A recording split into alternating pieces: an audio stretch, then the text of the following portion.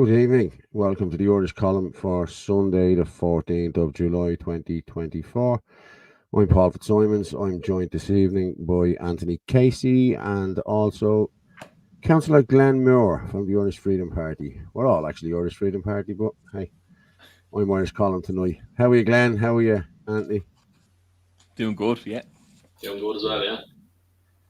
But well, I think what we kick off with is where we were yesterday. The protest, wasn't it? The good protest yesterday, wasn't it, lads?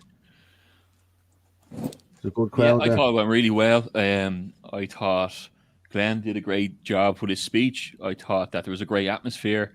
I like how they we kind of rerouted and kept away from the animosity of the day with the counter protest. Everyone was peaceful, in great spirits. In the garden of remembrance, the sun came out and it was very nice. So I thought it went really well. Yeah. It did go really well, I have to say, yeah. And you, we have a picture of you there. We'll show it in a few minutes, Anthony. How many years on from your granddad? Your granddad stood in the same spot with the flag, and you stood in the same spot yesterday, didn't you? That was a great. Well, you know what? Well, that's the 50th year anniversary of 1916, so 1972. But it would be 1916, 1966. So yeah, but he actually was down. He was when I was holding the flag. It just reminded me of the photo. He was in a different location when it was taken, but it really reminded me of it because it was the similar event and the actual flag and all was similar. When I was looking at it, with them photos in high def, and yeah, it just dawned on me when I had it there, standing there. It was like, wow, we're still fighting for Irish sovereignty. This is bizarre. 100 years later, more scary. You know how history, they say, repeats itself. It's a different enemy now, I suppose. It's the globalists that are arriving on the shores, and it's a digital battle. It's a propaganda battle. It's European policy battle. Very strange, but Ireland is still being destroyed in the same way. So it's very sad to see. Although it's nice to carry the same flag, it's very sad to see that it has to be done 100 years on. Yeah, it is crazy. You gave a good speech yesterday, Glenn. I'll be playing that now in a minute. And I'm just going to go with the little video that we have, the 2-minute video of yesterday. And we'll come back in.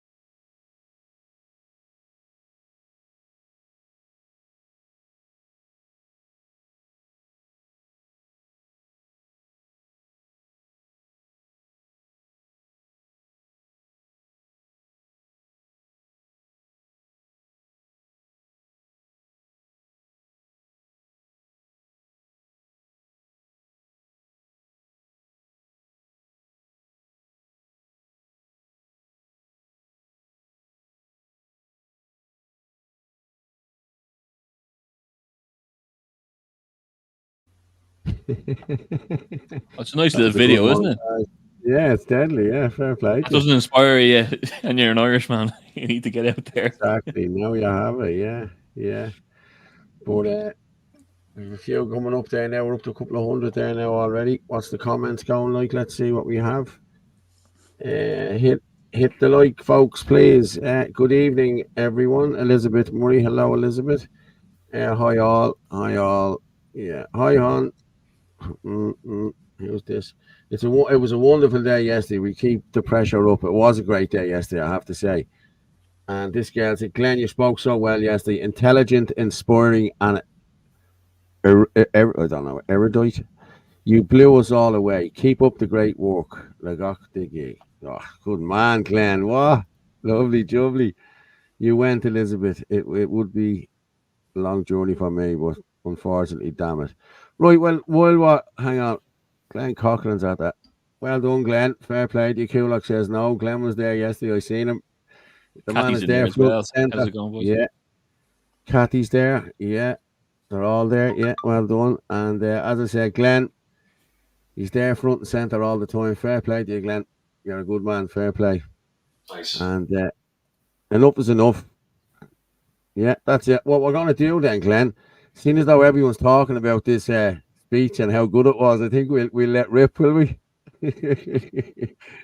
Come on, lads, we're flying here now. Come on, yeah, I'll give you Glenn now. Here we go.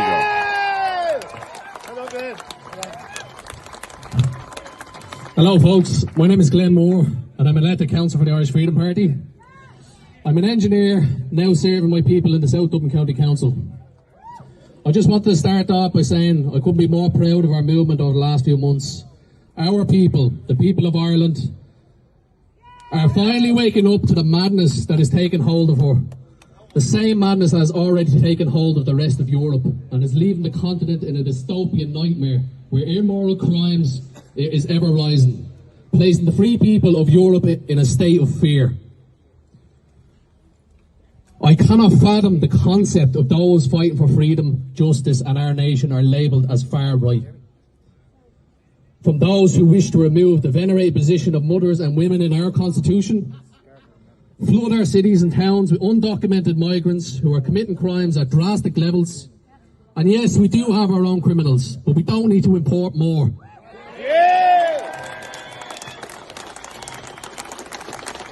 And finally, a compelled speech law that has no place in the free world.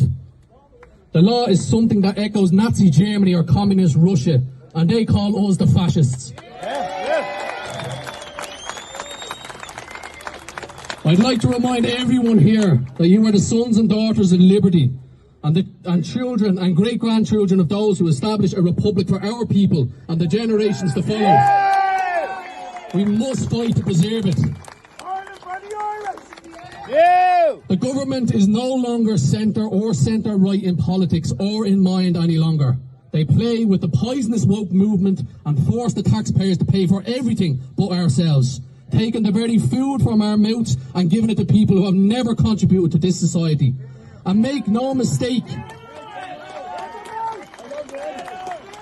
they are being looked after at levels much higher than anyone born in Ireland. As much as 50,000 a year for an asylum seeker to stay in a 5-star hotel. Absolute madness. It's strangling us as a people when we already have our own Irish people who are homeless and begging on the streets. It makes no sense.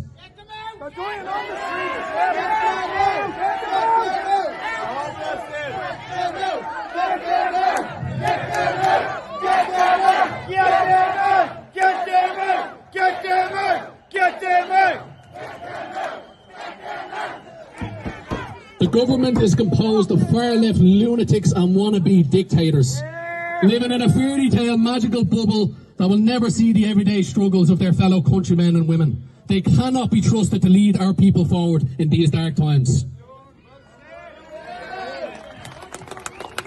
And that is why we must push forward on the political landscape to secure the trust of our people, that in a hope of someday that we can lead them into a prosperous and lawful and just society. The Migration Pact destroys our identity as a people and Ireland as a whole. A country is defined by its borders and its ability to enforce that border. Handing control of it to a government that is not located in our lands, that is not run by our people, where we have less than 1% of the power, is treasonous.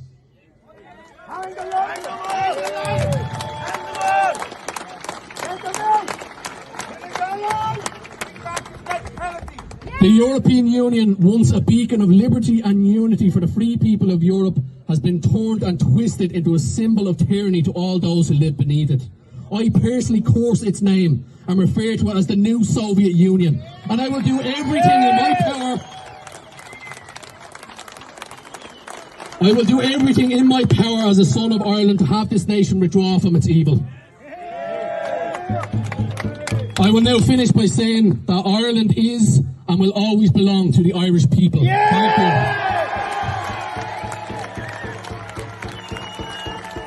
Thanks, John. Good old Glenn. Good man. Great speech, mate. Fair play. I have to say, it was really, really good now, I have to say. I did that within 10 minutes before I at the pub with Orla. So yeah, Seeing you there, yeah, typing away. Fair play. That was well written. You know, you wouldn't think it. Martin, fair play. You have to jump in there. How are you, Martin? Hey, gents, how are you all? Yeah, it was a great speech. Like, are you at the moving into my gaff tonight, you bastard? You. Yeah. Oh yeah, I see it. That's the foyer. Played the piano all evening. I'm sitting on a blatant bridge in Pierce or in Tara Street, and you're at the moving into me gaff, you bastard! You. I'm still stuck in the basement here, Paul. But by the way, lads, the Twitter, it's not going out on the Irish channel Twitter. It's at the popping up there. It needs to be a premium account. So we're only going out on the my Twitter, the Anthony Casey podcast, and my Facebook and the web. So everybody needs to share this through the web, but we're not getting it through Twitter. You know what I mean? So, you know what I mean? You'll find it there on, there you go. Live comp. No, don't need that. There we go. irishchannel.com live. You'll go to irishchannel.com live and you'll get the feed. The feed is there and you can comment and everything else. You know what I mean? So, yeah, just let me bring that back there. Get rid of that banner. Because I'm only at the copping it there. I popped up there, red X. I thought, what the bleeding hell is that? And hey, that's what it was. So it was the same twice it's happening. So it's, as I said, it's only going out in 4 places. So it's just people starting to watch it now on the stream. Good man, lovely. Right, keep her going there. Keep her lit. How many people do we have? Sorry. The what? How many people do we have? I think there's about 180 or something there at the minute. It's showing 55. Like you said, you weren't able to post on the Irish channel. I'll post it on the Irish Freedom Party now in a few minutes when Herman is finished doing the other space, because I can't do I can't do it until, you know what I mean, he's finished that space. Otherwise it'll kick into that and it'll mess with his space, and you don't want to be messing with Herman's space. You know what I mean? Send him a message, tell him to post it. No, you already did send him a message. I sent him the link to see that he wanted to come on in a while, so I'm sure he has sent me a message back. Let me check.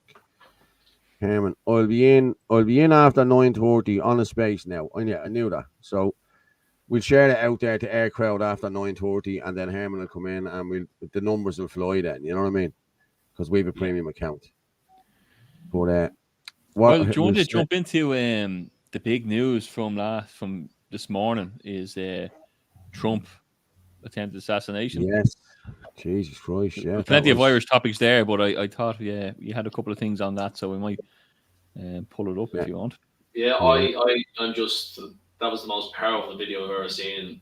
Not I'm talking about afterwards when he got up and you could see him saying fight, and you could see everybody jumping up and screaming. It was amazing. So I have no words for it. Like, it was actually so shocking, but seeing that, I was just like, wow, no words for it. Like, incredible. It was like a really dark day for democracy, and then it literally just got flipped by Trump. So I'm really glad he survived.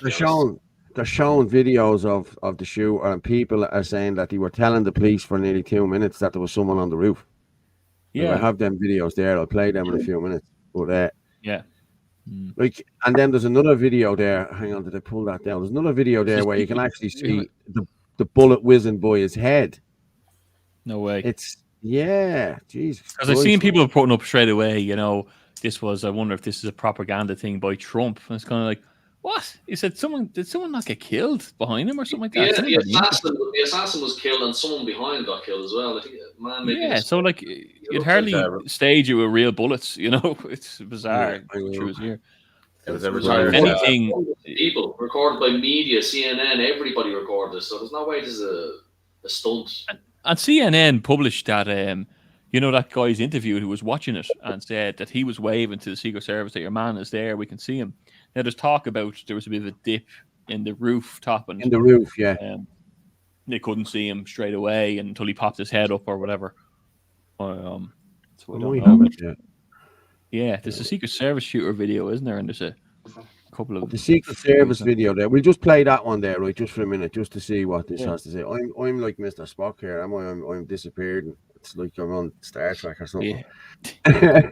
Right, we'll do this now. And that's a little bit old, that chart. That chart's a couple of months old, and if you want to really see something that's said, take a look at what happened.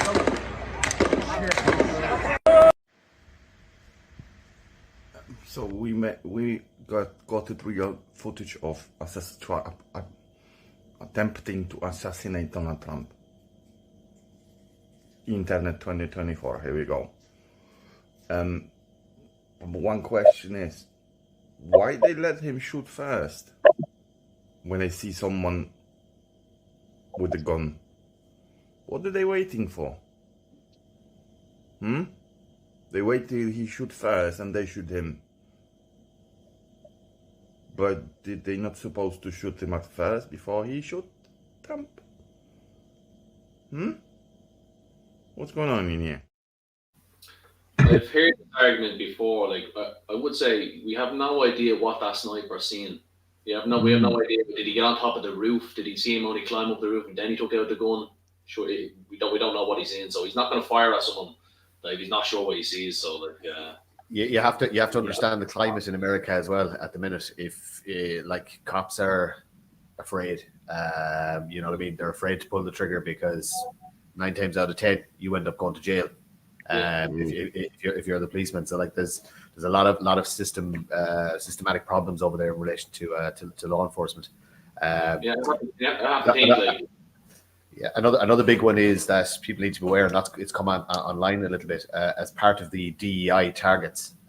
All the standards have been dropped in America for policing, for Secret Service, for in the name of equity and inclusion.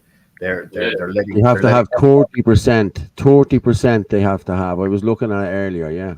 Yeah, so standards have dropped in relation to the likes of your Secret Service. I was watching the Reagan assassination there, the videos of that a couple of times, and the difference between and how quickly people reacted to attempted assassination of Reagan to what happened with Trump is, and I know it's only seconds, but they're huge. Like reaction time is everything in that line of work. And it's funny what Glenn said there about him standing up afterwards and putting a fist in the air. There's a video there of I thought was quite funny, kind of relating to that. I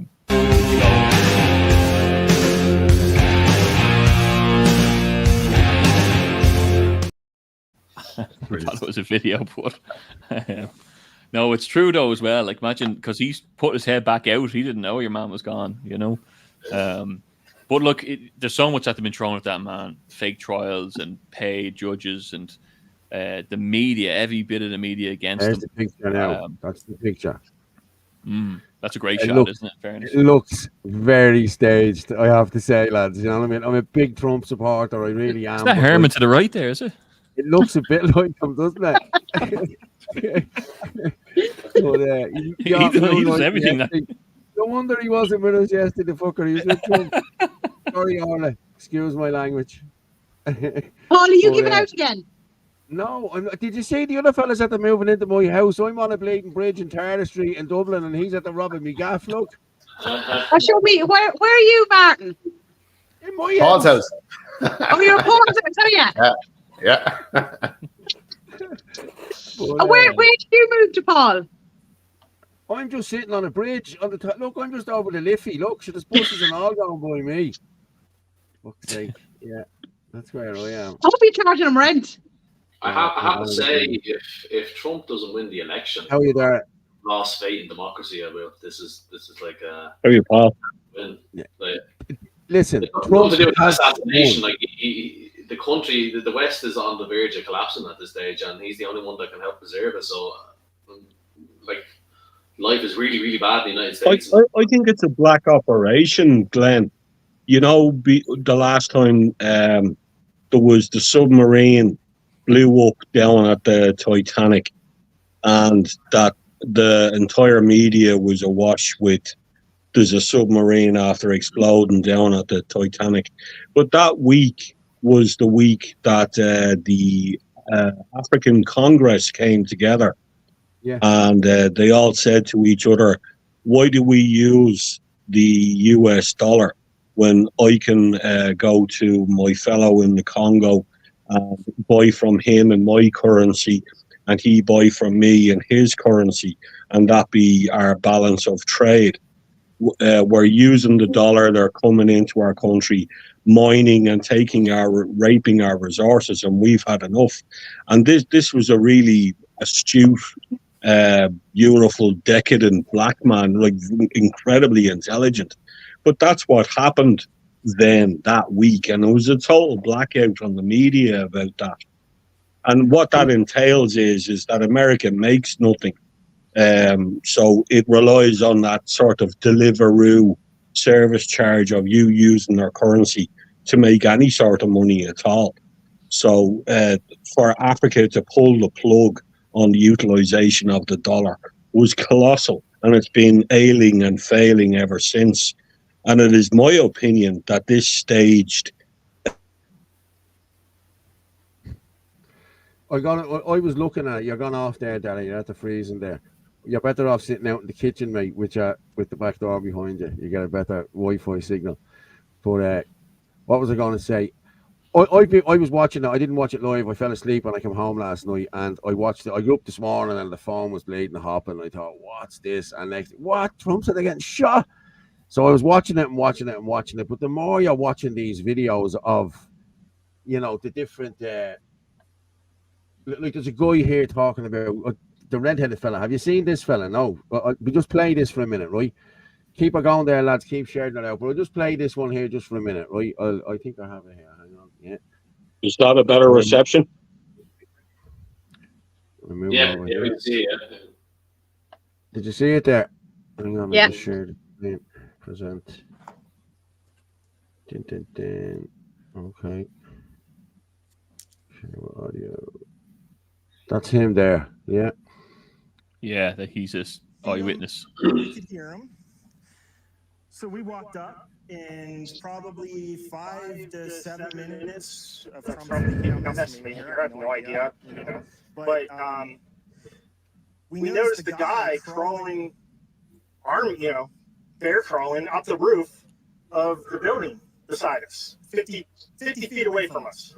So we're standing there, we're pointing at the guy crawling up the roof. And he had a gun, right? He had a rifle. We could clearly see him with the rifle. Absolutely. We're pointing at him. The police are down there running around on the ground. We're like, hey, man, there's a guy on the roof with a rifle.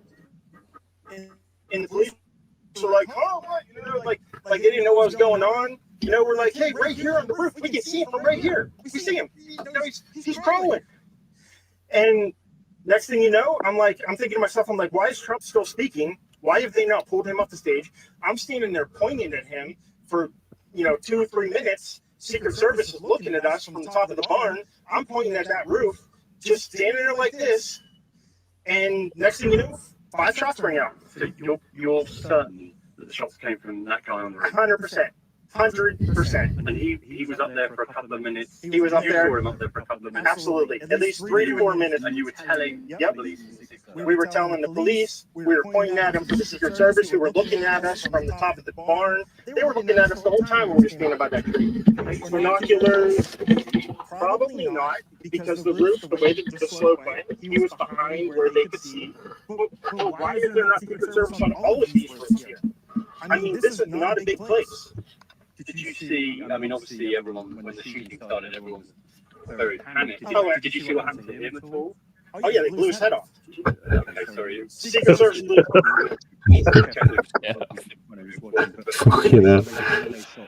Yeah, the weapon that the sniper used was a Barrett, so that was a 50 caliber bullet, so that hit his head. Whoa, was it? Yeah, they called up on the roof. I see the They picture. pointed at him, make sure he was dead. He was dead, and that was it. That's mental. You know what I mean? And like, okay, if that went on for 2 minutes, you know what I mean? You begin to wonder, you know, was it meant to happen or not? Listen, I don't know. I'm not, you know me. It's pure Hollywood, you Paul. know? It's pure I don't Hollywood. know, you know what I mean? We've seen with every other assassination attempt, the mats come out, right? These big Kevlar mats that they all carry, the security team. There's 5 shots off before even one of a security team gets near them. It's anthill mob stuff.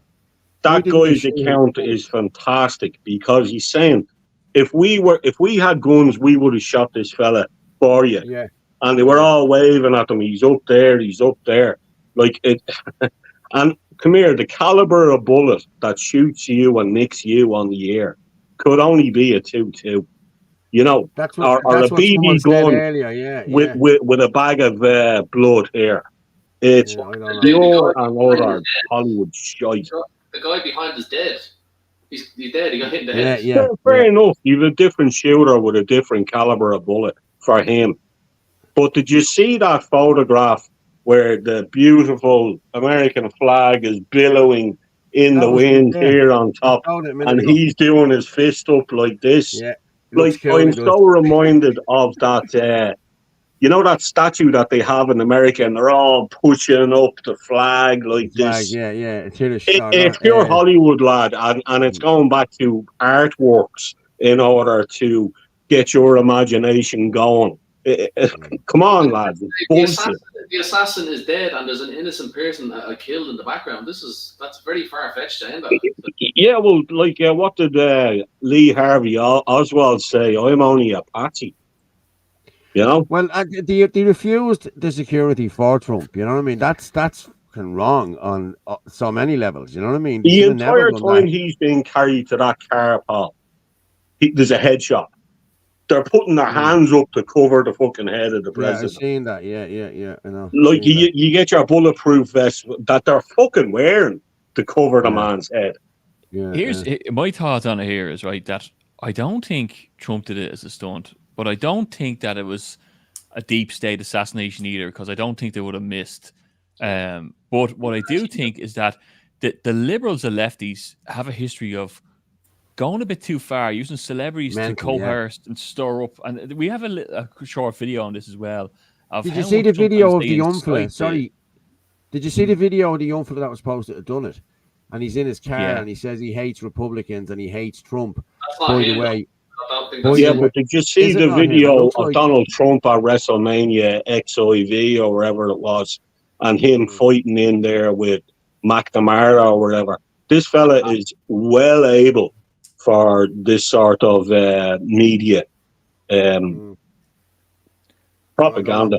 Now, Kamala is meant to be 1 point behind him, the vice president. Bullshit. That's the only thing. She's bullshit. That's bullshit, and we all know that's bullshit. Kamala Harris is another one. Like, Biden can't tie his bleeding laces, and she couldn't tie his laces either. She's brutal. Well, here's the truth, right? Putin has come out and asked Trump, what do you mean by this Ukraine you're going to do great things for and solve this conflict here? Can you tell me about that, please? Because I've seen 2 videos. One in which Trump states that I would go use our nuclear arsenal against them, no problem. That's how ferocious I would be with them. And I've seen others that have, it's a peace deal or whatever like that. So what Putin has done is asked, show me your cards actually before you get into this office, because I'd like to know what your thoughts are. And he's playing chess, Putin, to try to keep the peace. What do you think, Martin? I don't like conspiracy theories. I would be much more of the mind that every school shooting in America in the last 10 years has been done by kind of a meted out, left-leaning person. My thoughts on this would be initially it's probably the same case. I saw an interview with one of his school guys saying this guy was a loner. He was bullied terribly at school. These people, they're probably on every sort of opioid medication, and the way the American system works. So it probably, like I said, I don't think it's a deep state thing. I think this is just one crazy far left kid decided to go do something and he got killed because of it. If it was a professional hit, Trump would be dead. It's as simple as that. If it was professional, Trump would be dead. I think the left do cohorse that kind of thing, and they do. They're insane. Yeah, people are susceptible, especially people. I'll play this because I think we've seen this over the whole Trump thing, especially because it's such a hot topic over the last couple of years. Throw a punch. Well, you have to be ready to throw a punch. Donald Trump, I think you need to go back and punch him in the face. That I thought he should have punched him in the face. I feel like punching him. I'd like to take him behind the gym if I were in high school. If we were in high school, I'd take him behind the gym and beat the hell out of him. No, I wish we were in high school. I could take him behind the gym. I will go and take Trump out tonight. Take him out now. When was the last time an actor assassinated a president? They're still going to have to go out and put a bullet in Donald Trump. Show me where it says that protests are supposed to be polite and peaceful. And you push back on them, and you tell them they're not welcome anymore, anywhere. I have thought an awful lot about blowing up the White House. Please, get up in the face of some Congress people. People will do what they do. I want to tell you, Gorsuch, I want to tell you, Kavanaugh, you have released the whirlwind, and you will pay the price. We're going to go in there, we're going to... This is just a warning to you Trumpers. Be careful. Walk lightly. And for those of you who are soldiers, make them pay. If you had to be stuck in an elevator with either President Trump, Mike Pence, or Jeff Sessions, who would it be? Does one of us have to come out alive?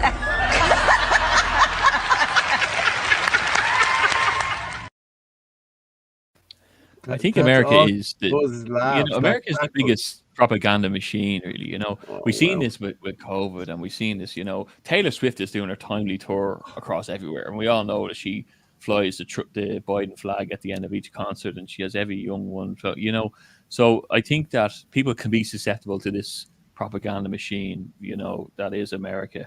And you could get susceptible young guys. Now, I don't know. I'm only venturing a guess as well. You know, it's anyone's guess what happened this morning. But you can see how dangerous the propaganda is in America anyway. And they can spin this in his favor. They can spin this against it. I don't know what way. We'll see in the next few days, I suppose. Exactly. You know, we have a lot of talk about hate speech and stuff like that. I mean, that video clip you just played there, and our politicians do it as well. Not quite as, I would say, in the same way, but it's the same playbook. Like I'm convinced that our sitting government actually used the Democrat playbook for media and stirring up hate and stirring up division. They're experts at stirring up division, and I think we all know that the far left are far more dangerous and unhinged than anybody that you could put the right tag on. These people are deluded, but they weaponize it. They use it, and they will push and encourage people to do terrible things, and then they'll just play the mental health card afterwards. And I guarantee you that's what's going to be done in the done in the America. The Democrats will actually turn the dead guy, the shooter, into the victim, and that's how they will play it. You'll see it over the next week or two. You see, Simon Harris today came out with a statement, and I shared it on X. And as you so rightly say, weaponized the Trump being shot. You say, and I see it with politicians, with violence against politicians across the world. So again, it's this agenda of his hate speech bill coming to the fore again. He mentioned about the other world leader, the Eastern European fella, who is actually far right in the scheme of things, and a pro-Putin man was shot and is barely alive at the moment. But he mentioned him as well. So, you know, he's clutching at everything for his own narrative again to push forward for a fictional monster far right that he has created with his media propaganda, communist paid for journalism that he creates himself to blind the people of Ireland. Yeah, and you know it's interesting as well. We were talking about the hate speech there as well, you know, and we played that video and Martin mentioned it there. You know, I do. Does anyone know anyone who actually supports this hate speech? You know, I think it's bizarre. There's actually a parody video on it there. I might play, Paul, if it's only a minute long. But we can discuss it. Like, I think it's bizarre. Well, you understand What do you that. think of the new hate crime law in Scotland? Excellent. Yeah. I was in work the other day, decided to get a snack, and I heard someone say, little pickers, big knickers. I just dialed 999 straight away and said, pull the police from that missing kids case. I've just been assaulted with a hate crime. I had to do the same the other day when I asked where the toilets were at in the garage, and the guy told me the gents are over there. He totally assumed my gender. Sorry. Is it a good use of police time? Yes. What else would they be doing? It's just no one. As I was saying, every headquarters NGO, Meta, Facebook, Google, X, WhatsApp, they are all in Ireland. Should the hate speech bill go through, then that is the freedom of speech of the globe, the earth, gone in one day without a vote being cast by anybody being asked for it to happen. Because all of those companies would have to adhere to the law of the land of Ireland. So we couldn't say fuck on Facebook anymore. Fuck Simon Harris. You'd be thrown in prison. No course. I know. Yeah, Hey, Orla.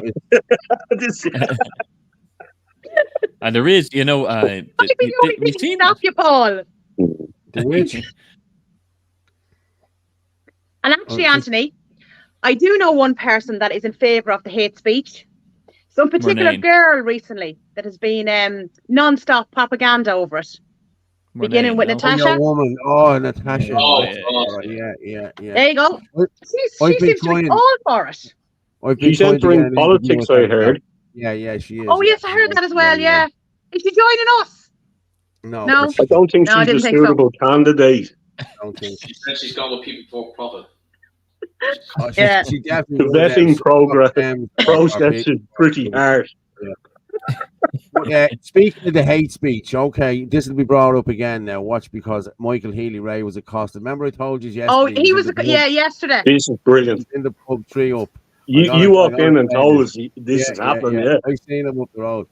I'll play this. Yourself. Honestly, you should take that off your neck, because you're not even fucking Irish. You shouldn't have anything green on you at all. You're a bleeding traitor. Put a hijab on you.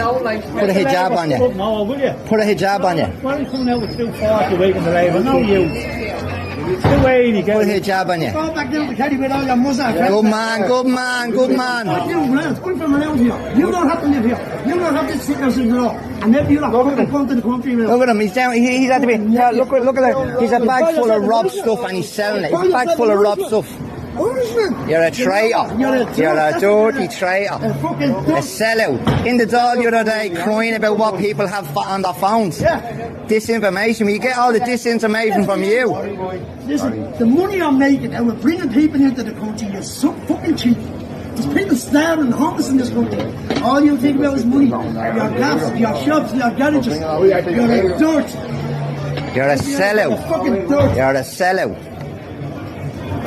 You're not wanted in Dublin in any way. You're not wanted in Dublin in any way. There's your local Muslim criminal. Look, going in to sell rob stuff. There you go. You know what I mean? That's what you're allowing into this country. There you go. You know what I mean? You're a traitor. Yeah, go on. Yeah. Don't do it. Don't. But the Irish people, you're free accommodation. Listen what? Listen up. Go on, lads. Bring them witches. Bring them witches, lads. Bring them witches. You don't want him in Dublin. How many millions have you made out of it? Kerry doesn't even want you, Michael. Kerry doesn't even want you, Michael. Kerry is disowned you, Michael. Fuck off. He's the local millionaire. You're a traitor. You're a traitor. You take off. Traitor, yeah. Traitor. You and your friends here. That's all you are. You and your brother. Yeah, 2 in a minute. Sell out. Kerry doesn't fucking want you even. Ireland doesn't want you. Fuck off. He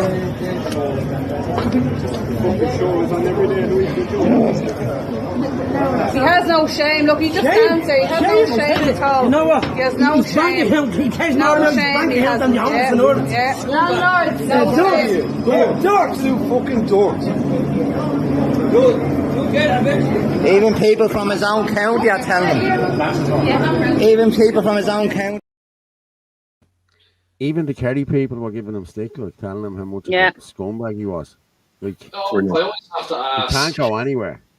I always have to ask if this hate speech law comes in, who gets to decide if it's actually hate speech? If we have innocent people who've shown up at court, who decides if it's hate speech? Because if the law is a judge supposed to just pick a your government appointed judge will be making the decision. That's your government appointed judge, and that's who's going to be making. They haven't defined hate in it. Is the problem. And there's a kind of a fair man policy they use in the court for this, and but so it's going to be subjective, and you're going to have cases that are going to be all over the newspaper place that are controversial and all that. There's a classic, wasn't there a case there a few weeks ago of a woman getting raped? Now it was in Europe, I can't remember what country. Germany. Because she spoke out against them, she got more time than the criminal did. It was over in Germany. I'm full sure that they're pushing us, and I listened to Tucker Carlson say this the other day, they're pushing us towards a civil war. They're deliberately doing it. And for what purpose, I don't know. And I actually think we have a clip of Tucker Carlson saying it, but I think it is true.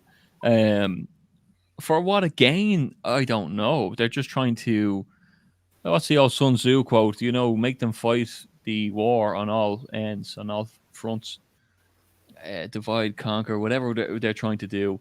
You can guarantee they're trying to confuse us and disorientate us and do everything, It's another part of Marxist communist control over the people with a wishy-washy law that a judge can just throw you in prison for a good stretch for opposing your government.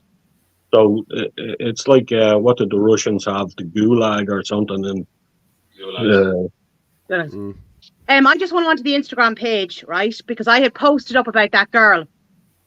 Yeah. And that post has actually gone worldwide now, right? And the amount of comments on it. The girl was 15 years old, right? He got a suspended sentence and she got prison time. Yeah. Now that is just absolutely scandalous. Yeah.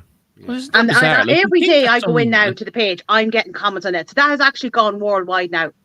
You know what I mean? But you remember over in Scotland where they brought it in, and within 1 day or 2 days, there was something like over 4,000 complaints within 1 or 2 days.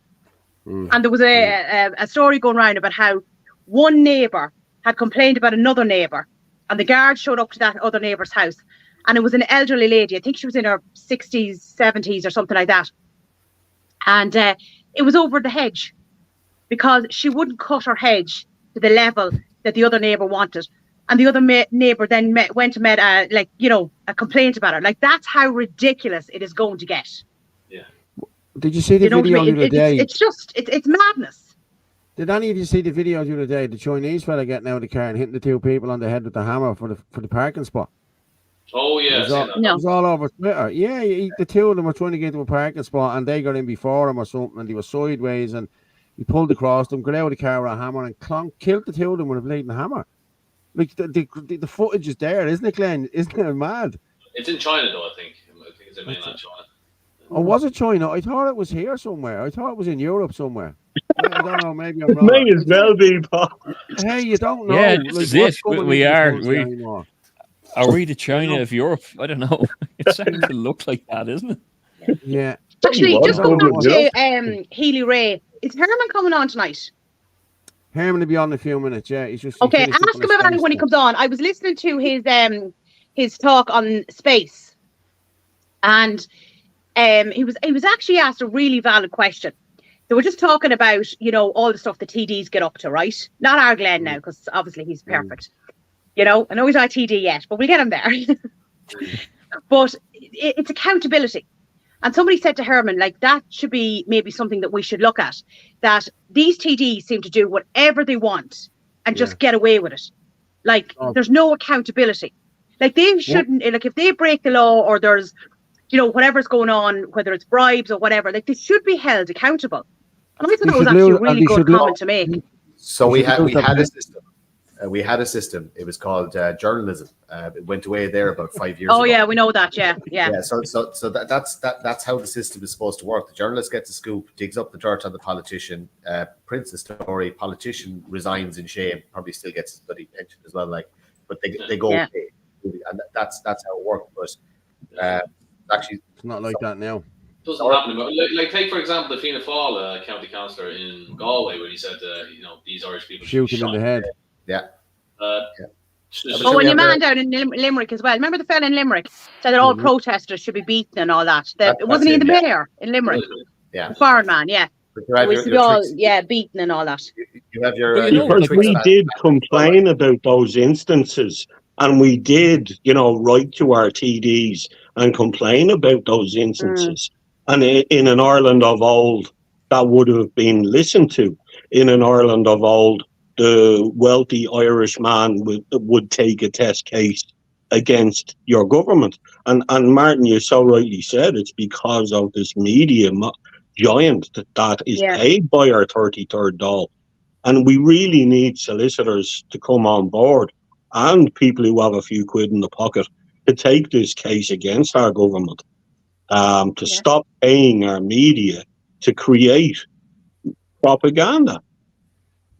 And it's communist propaganda with that hate speech bill. That lady, the problem is, I think it's just saying. Sorry, Letitia's just saying. Wasn't that the case in Germany? It was a gang rape. Yeah, it was a gang rape. It wasn't just one guy. It was a gang. It was a gang rape of a 15-year-old girl. Yeah. Nine was let go, one was sentenced. And they were given a suspended sentence, because I have it here on the phone. And then a lady online says, I don't know if you can see it. That got off. They're freaks or something like that. Disgusting freaks. I don't know what it was, but she got rapist pigs. She called them rapist pigs. That's what. Yeah, and that's what she. That's what she was prosecuted for. Yeah, for inciting hate. It showed Tucker Carlson saying this, because I think this is interesting. Why this is international and it's all happened at the same time. They're pushing the population right to the point of revolution. How about we give you nothing and you shut up and take it? You're going to get a digital ID, you're going to get central bank digital currencies, you're going to live in 15-minute cities, we'll tell you what to eat, your currency will be programmable, so we'll have complete moment-to-moment in real-time control of everything you do. Now, that's a heck of a gamble for a very narrow group of people to take with billions of people, because there's nothing in it for the people. And I think they have fumbled the ball. I think that's where there's hope. It only takes 5% or 10% of people to cotton on and do something about it and make the difference. And I think that in the final moves towards this kind of neo-feudalism, they have exposed themselves. They've gone galloping towards the finishing line too early, in the wrong way, and too many people have seen it. In there somewhere is hope. Paul, you said something about that there was a bit, you saw that as well with what they're doing lately, the bit of a push in Ireland that looks like they've galloped a little bit too quickly towards the end. I think we were talking about that a few weeks ago, that they might have, I don't know, overstepped a little bit and they just the buzzword of reset that they keep on using. Yeah. They've overdone it, I think, have they? Yeah. Now, I know the great reset. Conspiracies, we don't like that word. But I will say that this Donald Trump shooting is a black operation to cover up the media for something else that's going on. And we know what's going on is that they're losing that Ukraine war and that their dollar is falling. I've seen even his shooting boosted Bitcoin by a little bit because he's pro-Bitcoin. You know, and we all know that all those markets are a fugazi, a pyramid scheme from top to bottom, the dollar. There was two school shootings as well, 2 mass shootings yesterday as well in America. Was there? And yeah, 2 mass shootings. 5 of the suspects in the first one were all black, and the 4 suspects in the second one were all black. There was 10 people killed in one, and I think there was 7 killed in the other one. Not a word through the media. Yeah, crazy, like, isn't it?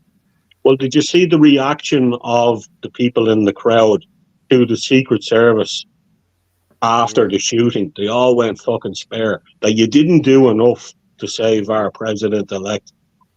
Yeah. What are they saying here? De Valera was right. Watch the documentary Europa, The Last Battle. I've seen that. It's very good. We don't permit our Irish daughters to be treated that way. I know. But we were talking earlier about young Natasha thing. I wanted to see could I get an interview with your man Crotty, like, you know what I mean? Because there's a lot of shit coming out that didn't really happen, and there's supposed to be videos and everything, you know. I've seen there's WhatsApp messages. Yeah, his friends trying to get the message out in the army that this is not the truth, like, and he's been told to keep quiet about it, but he should come out, because if this is true, that lady's had to ruin his life. And the defence forces were targeted as well by multiple different groups of people, targeted by the LGBT group, targeted by the government, just called disgraceful and all that. If it comes out she's lied about all of this, Jesus Christ. Well, we had it a few weeks ago, I had it on good source, anonymous source, but a really good source, that she instigated it first with a headbutt, and she assaulted him first, and that he was with a friend of his who was gay, and he said something to him jokingly, and she was that they weren't actually that friendly to each other, and she stood with a headbutt. Now, you know, you can say he shouldn't have went and sent that message to his friends saying whatever he said, but if that had been the flip side, that would have been. This if is it was what the I flip don't side, understand. it would have been. She claims he was being homophobic, but the friend that's gay is his friend that he was walking with. So they were together, and she approached them. So this is where it doesn't make any sense to me. Like, so there's allegations, and in those messages as well, isn't there something where he walked away and she came after him again? Yeah, apparently. You know, so like, I mean, Harris. obviously, look, violence either way, it doesn't matter whether it's man, woman, or whatever. But if she did attack him first and he did walk away afterwards, and she went for him again, that's a whole different story. Well, so I believe that maybe she didn't attack first. I believe that she provoked and chased him, and then he attacked first in self-defense, and that's when he kind of that's where you mess up. You don't place your hands on someone first, and that's why he was charged by the judge. But probably the judge, now we don't know, but the judge probably said she provoked this, she went after him, but he did the wrong thing. He attacked first, and he has to be charged. But the judge said, you know, suspended sentence. But but he didn't. If you think about it, though, if that assault was so bad, he did not get convicted. Yes, that's what I'm saying. So I guarantee you, she had something to do with it. Like there must be some sort of evidence. Because his elbow goes back and it cracks her, but he's throwing the punch at the two gay lads because they sexually assault him. What I was going to say was Simon Harris then takes this case from the media, right? And then he gets to talk about, right, well, we have to teach our Irish Defence Forces all about LGBTQ etiquette, and also that if there's any of those army currently serving that have cases against them, you know, convictions against them, then we want those weeded out. So it's all about this army, Irish army, that is trained to fight and kill. Can we take out all the hard lads, please, and make them a bit softer? Well, I personally disagree with their message trying to change the way the Irish Army is. You can see it in the United States where they're introducing you might as well just say a feminine aspect to the army. And if you look at American generals, they always talk about women in the army. Like you think it's a good thing, but they always come out and say it doesn't work. It's like they can't keep up with what a man can do. And if your country is ever at war, you will have to have your men at the front line defending your people. That's the only way of achieving victory against another army that has all men. It's just you're asking for your army to be absolutely decimated, and it's not a bad thing towards women. It's just men are able to deal with a lot in terms of physical labor and stress and everything else. Women cannot do that. You definitely have a point there, Glenn, about and I would say it's to do with the feminization of society in general in the Western world, where I remember a picture there about a few years ago. I think there were 6 ministers of defense in Europe. They were all women, and they had the counterpoint to the minister of defense in Russia, which is some general, and he looked like an angry animal that you wouldn't want to mess with. It's just that the softening up of society, like army should be prepared for warfare, for defense. And and men are naturally better fighters. Why? Because it's to do with biology. They're physically bigger, they're more muscular, they're more testosterone, more up for a fight. That's just the reality of life. And this ideological imposition of, we're all equal. No, we're equal in dignity, but we're different in fact. And that men are bigger, faster, more aggressive. And for that reason, they're better at warfare than women. That's just the reality. And the Irish Army are actually pretty famous and across the world for their small arms. They're great at the sniping, at the shooting, and stuff like that. They're like, you know what? We're not a big country, but we should do the things that we can do well. We should continue to do them well. And the army should not be used as some petri dish for social engineering by the kind of woke PC mob and one of the parts of the feminization of society. And it's always been that the military has always been separated from your public. They rule themselves. They have their own courts. Yes. In the military, you have to have someone that's clear, a clear mind and focus on military. You do not want to be introducing the whole LGBT thing into that. It's nothing to do with it. Nothing to do with society. They have a strict thing to follow, and it's the art of war. It's the art of war. It has a clear direction, and dare to follow that. Do not interfere with it. Don't interfere with it, because your army will come down and be less compatible towards other armies. I think another point of it as well, we're talking the Army Rangers, the Irish Rangers are well known throughout the world. You know, they're elites. But as well with the army, I guess maybe it was very timely as well. You know, it was June Pride, and you could see her there, and she promoting the hate speech bill, and we accurately predicted that she was going to run I guarantee she's going to be in the general election. She's already announced that. We said this 3 weeks ago on the show. You know, they're trying to as well get the army in line that if they have to police these kind of things, not to step out of line, that they can be removed. And you know, when you get court-martialed, it's a whole different story as well. You know, when you do step over the line than it is to a normal prison. You're standing on a parade at 5 a.m. I know people who've gone through it. Not friends with, but I know of people going through it.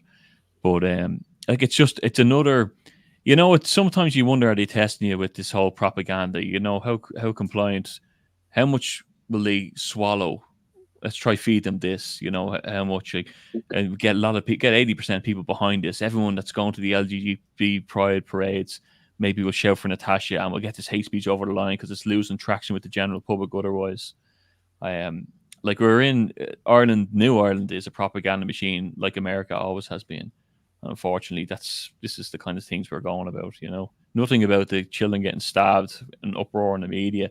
Whereas that little child, you know, but this woman and like the whole thing about especially state institutions like the Gardaí, the Navy, the Army. What's that got anything to do with the LGBT? Whatever people want to do in their private life, that's fine. Let them march up and down to their heart's content. But as institutions of the state, which are supposed to be in a way just like the justice system, blind to everybody's equal before the law, and the jobs for the Navy is to defend their seas, the Army is to defend their land and the people, etc. And post. It's got nothing to do with people's private life or sexuality. So I don't see why any institutions of the state are involved with that at all. And if you're talking about the Natasha O'Brien case, I think that's what I perceived that maybe you were talking about. The thing is, I found it disgusting. We talked about it a few weeks ago. There was a case, like everybody could see a video around 6 months ago, where a girl in Limerick, in the same city, got punched in the face by an African guy at night, and she was knocked down on the ground. And you know what? That girl, no one knows her name. Nobody. I don't see that case being mentioned in the press. And a girl can be just knocked out by some guy at 2 a.m. in Limerick. Nothing is said, but because of her case, because it was a soldier or whatever, seemingly that's evil. That's bad. Well, I agree. That is very, very bad. But why the disparity? Because the African guy who punched the Irish girl out, that's okay, is it? I don't believe it is. And why is the disparity in treatment of all the exact same thing, really, and yet the difference in treatment in the press? Do people get a free pass? So these people clearly don't believe in equality of all citizens before the law or all people before the law. And, it's just more ideology, more propaganda from the press. I think we need to put together our own nationalist statistics office, and all of our people out there create it and keep it up to date, and that would record, all these sudden deaths. Like there's people dropping dead in this country of very young ages all over the place. The Irish media are reporting some of them, because they can't shovel them all under the carpet. And there's also people going missing. There's also the attacks themselves that are happening to us all. And we're all, did you see that video? Did you see that video?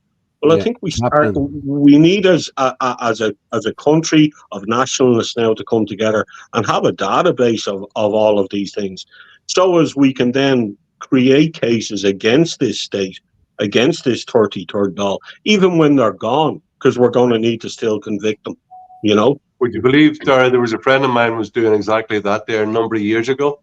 I said he had to stop because he was going through all the court, the courts.ie, all the court cases and everything that was reported in the press. He was putting them all together in a Word document every day. He said, Herman, I had to stop because I was going to explode.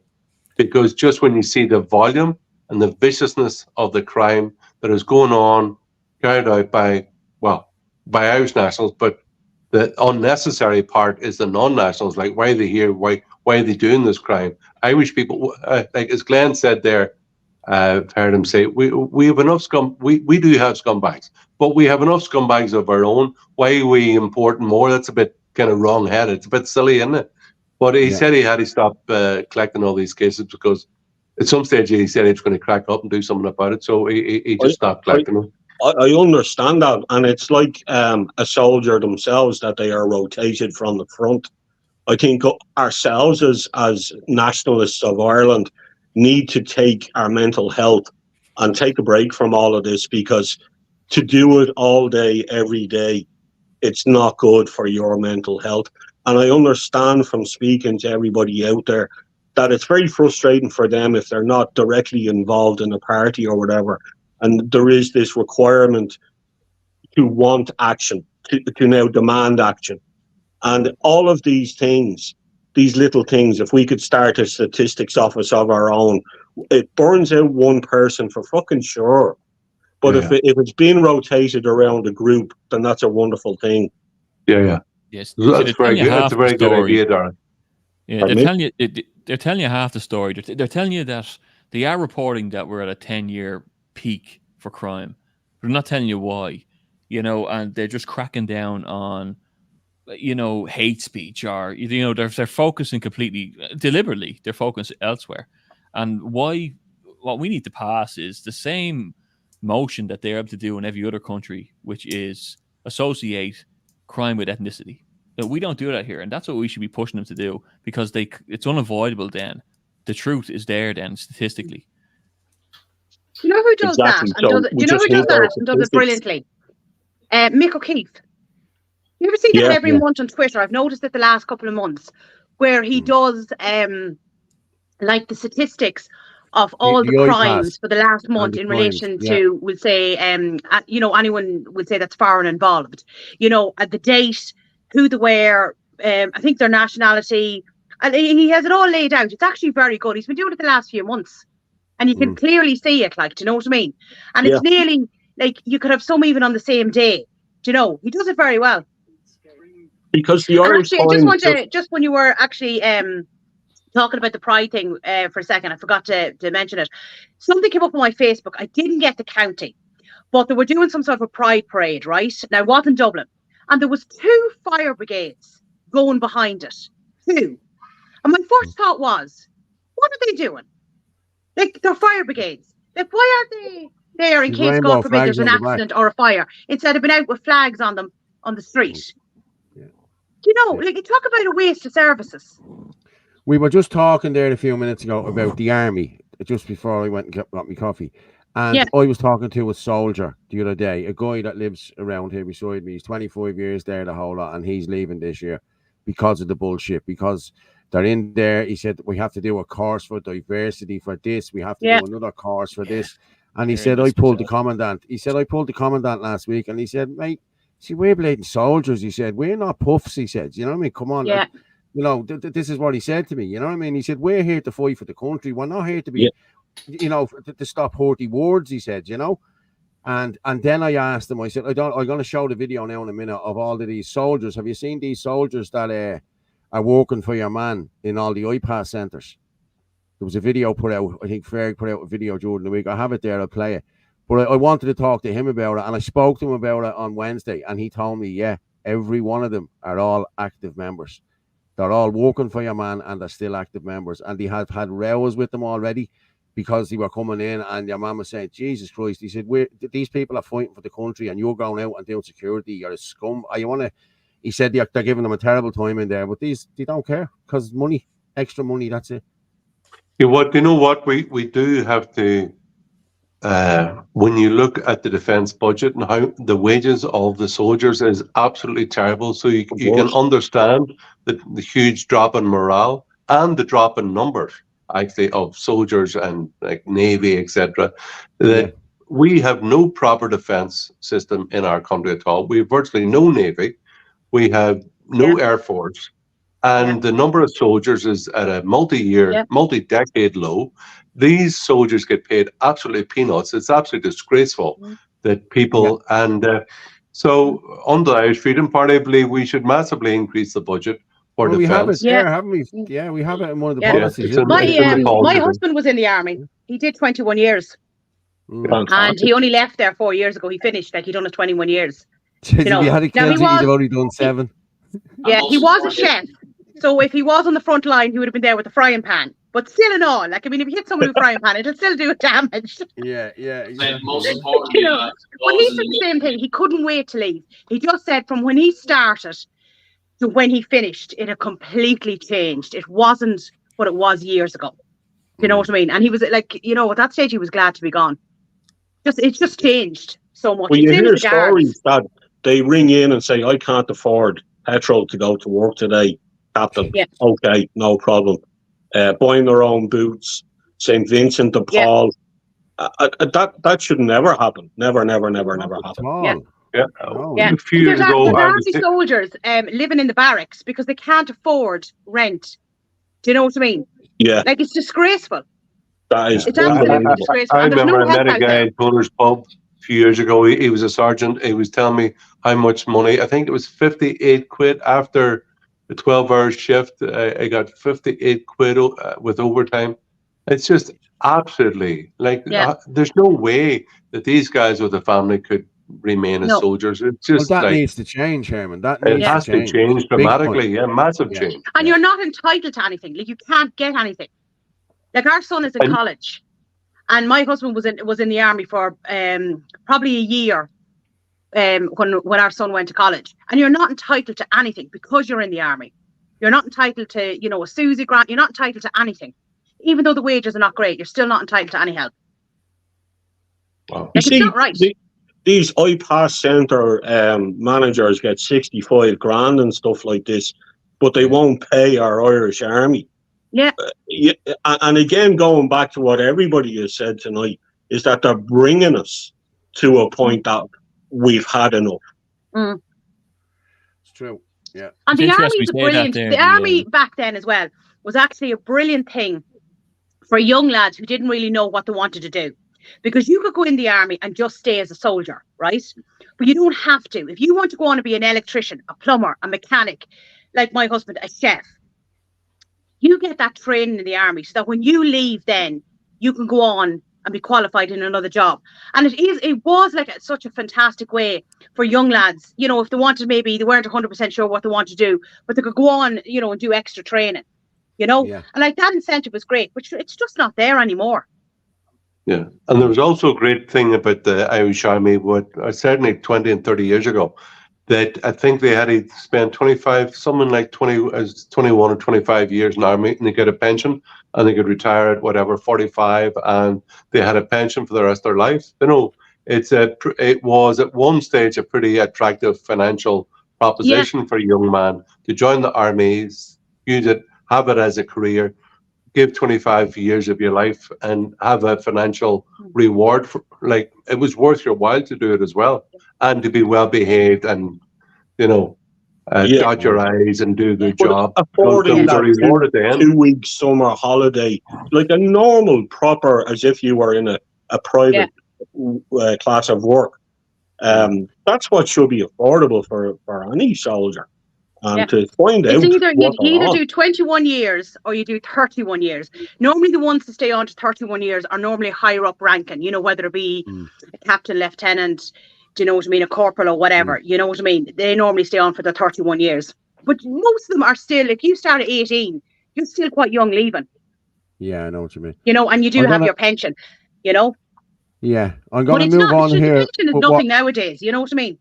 Yeah, I'm going to move on here with Roderick O'Gorman. Just a video from O'Gorman the other day telling us that there'll be 22,000 people coming in before the end of the year. So I saw that. This, and we'll come back and talk. Projections are wrong, and indeed we recognise that there will be significantly increased level of international protection seekers here in Ireland. We're seeing that all over Europe. We're designing a system that would have capacity for up to 40,000 people. 14,000 of those beds provided for a new core of state-owned accommodation, and there will continue to be summer lines on commercial providers as well. But it is on the basis of up to 16,000 people arriving every year, and almost 11,000 have arrived in the first 6 months of this year. And you're saying your projections aren't wrong? No, our projections are accurate, and our projections... So how many people do you expect to arrive this year? Only 5,000 between now and the end of the year? No, we would expect in and around 20 or 21,000 people to arrive in Ireland this year. That's the figures that we're making provision for. Our comprehensive accommodation strategy is about delivering a core of state-owned beds, 14,000 state-owned beds, but there will always be a need to rely on the commercial element on top of that as well. Okay, so sorry, just to be absolutely clear, you're expecting 20,000, not up to 16,000 as we were told in January. On the numbers that have arrived to date, we're expecting around 22,000 to arrive this year.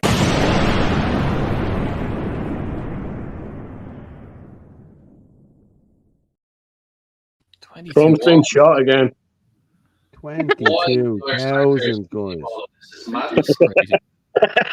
You know, when you look at the public debt that Ireland is under, the last time I looked at it, it was absolutely huge. It's 42,000 euro per man, woman, and child in the country is in public debt. That's what we have. Yeah. And like the state is spending money like a drunken sailor. Like, we don't, like, all this money that goes to pay for accommodation, welfare, medical care of all these people coming in.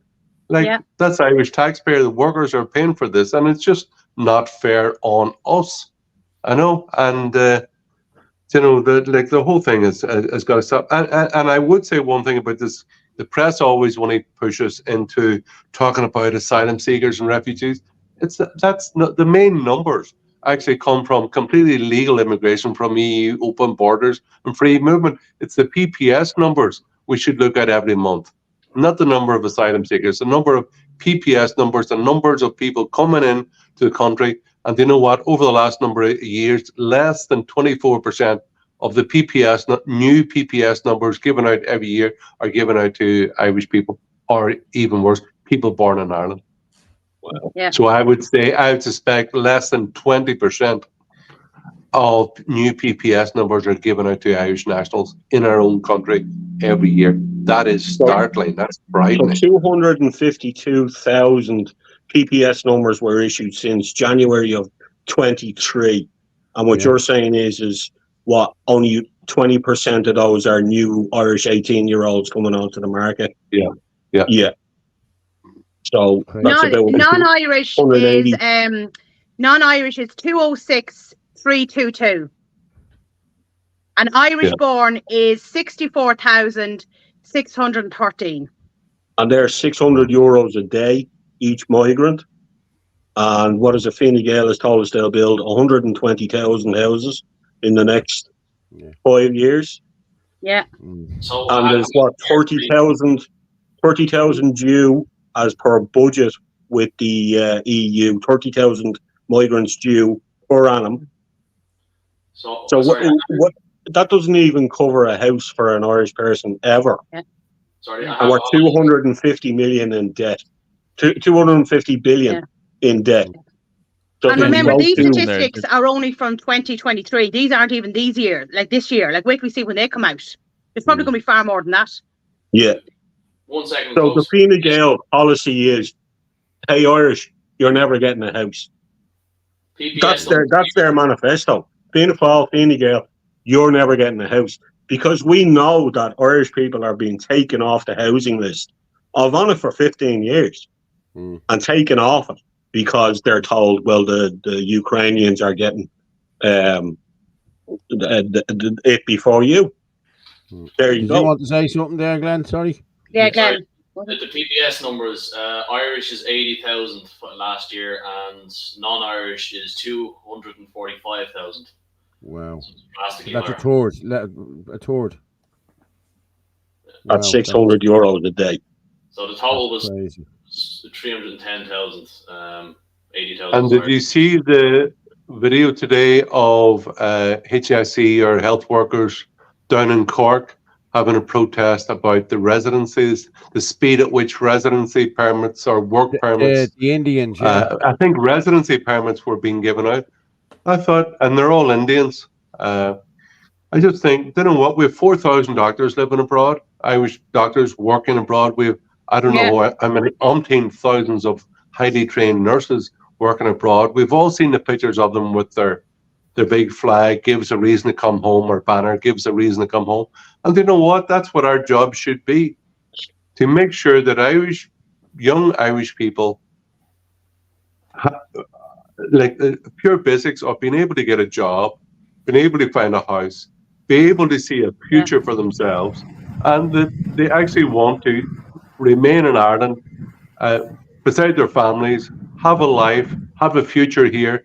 And yet at the same time, we're exporting our highly trained youth, and we're taking in these people from India or from around the world to work in the HSE. And really, we have thousands of highly trained doctors and nurses ourselves who can well do the job if we give them proper contracts, proper conditions, proper pay.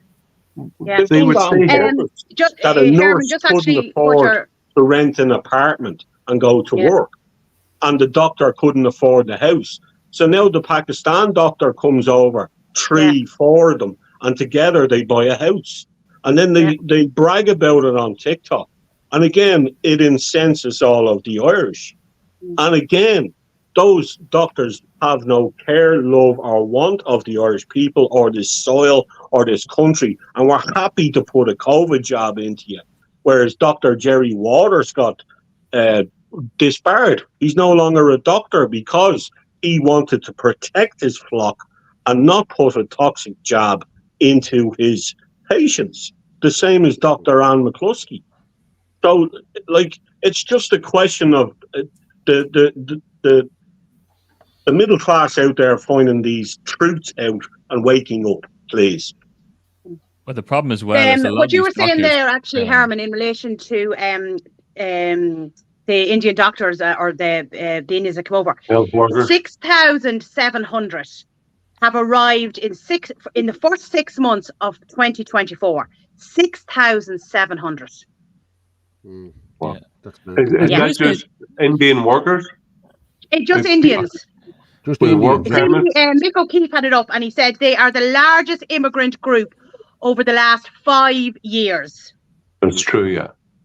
And he had it up. A documentary 2 years ago about the doctors that are coming in here from India and their qualifications.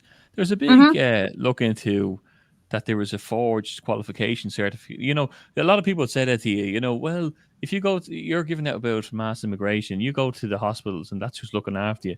But there seems to be a massive issue, and RTE themselves, I think, were looking into it, but it obviously died a death. But they said that there was a massive amount of forgeries with the qualifications coming over here.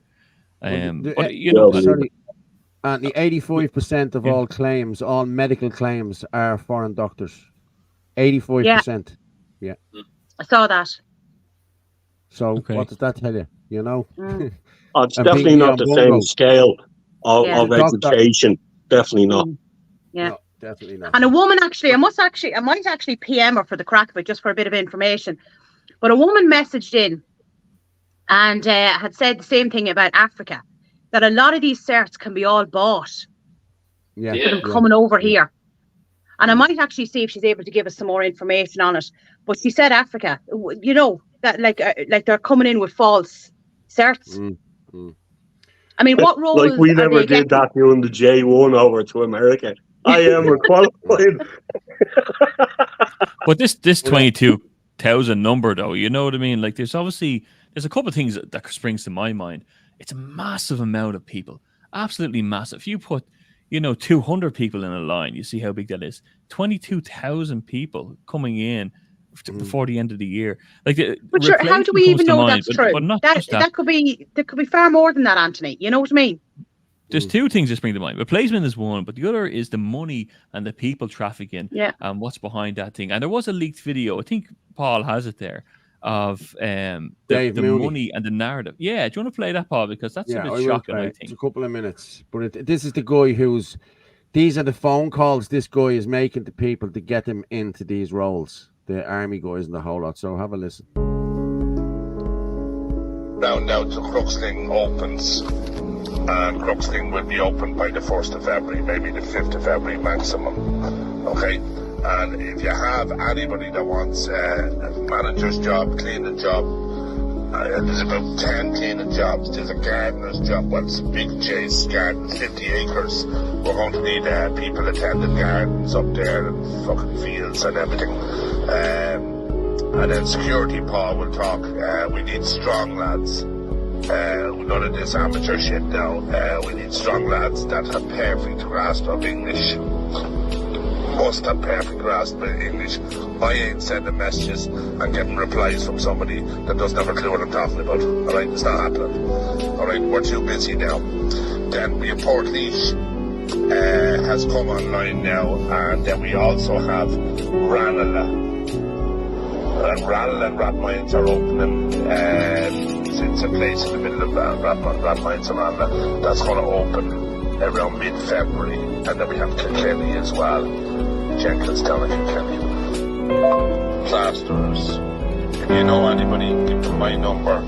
They must be able to keep their mouth shut. They don't talk about where they're doing the work, etc. Paul, I've ordered your security goods for Crooksling. Now, I don't want to go down the route. I didn't want to go down the route and put the security goods at the gate of Crooksling.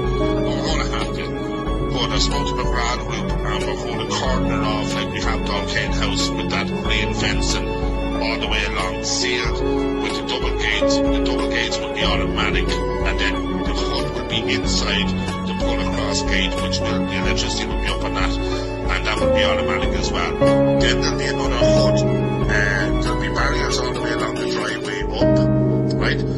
And then there'll be another hood in the middle of that, and gates. They're not allowed to get through them gates until they've either signed that either hood beforehand, or they're aggressive or anything like that, or drunk, and they're held down there until they sober up, basically.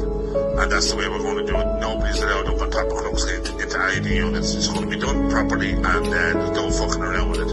The next thing is, the bungalow is going to have a hood as well outside, because security inside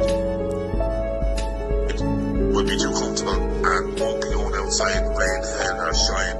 So we need to dance. Then we'll just do it a staggered half an hour each going out to the hood, because it'll be cold weather in February, March and that, in April, whatever. And that house is going to be done up as well, but there will be residents in that house as well. Plus there will be an isolation unit there, and there will be in case of COVID or the flu.